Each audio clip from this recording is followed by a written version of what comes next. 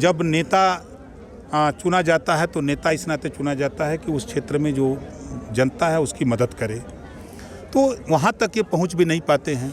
नेता को वोट की ज़रूरत होती है, नेता इनके यहाँ आता है, जब इनकी समस्या का बात आती है वहाँ तक जा नहीं पाते हैं। तो इन सब चीज़ों की जानकारी का न होना और सबसे बड़ी बात की शिक्षा का न होना, इस नाते वहाँ तक नहीं पहुँच पाते हैं। आप सरकार में अबू आजमी का एक बयान आया है औरंगजेब के ऊपर, जिस पर बड़ी प्रतिक्रियाएं आ रही हैं। देखिए, अबू आजमी को हम क्या कहें, जितने भी मुस्लिम लीडर हैं वो अगर अपनी कम्युनिटी के विषय में, विकास के विषय में सोचते, शिक्षा के विषय में, स्वास्थ्य के विषय में, रोजगार के विषय में, नौकरी के विषय में, तो बेहतर रहता। ये लोग सिर्फ नफरत की बात सिखाते हैं और पार्टियों को वोट दिलाते हैं और समाज को गर्त में ले जा रहे हैं।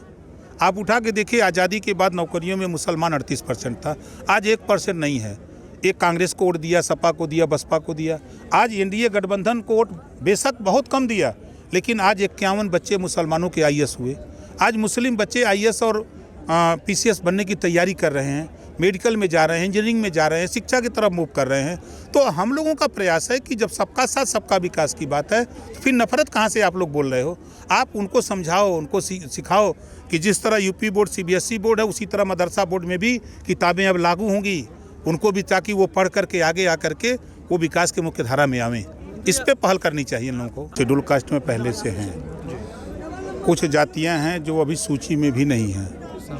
जो प्रदेश की या देश की जो जातियों की सूची है उसमें नाम नहीं है, तो पहले तो उसमें ऐड कराने की पहली प्राथमिकता हमारी है। और जो केंद्र और प्रदेश सरकार की योजनाएं हैं, उन योजनाओं की जानकारी इन लोगों तक नहीं हो पाती है, जिससे उसका लाभ ये लोग नहीं ले पाते हैं।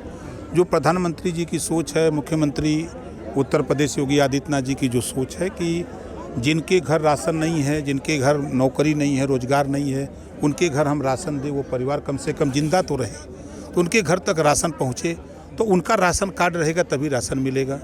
इलाज के लिए आयुष्मान कार्ड, इनको जानकारी कि आयुष्मान कार्ड कैसे बनता है, आयुष्मान कार्ड बनने से क्या फ़ायदा है, क्या नहीं फ़ायदा है।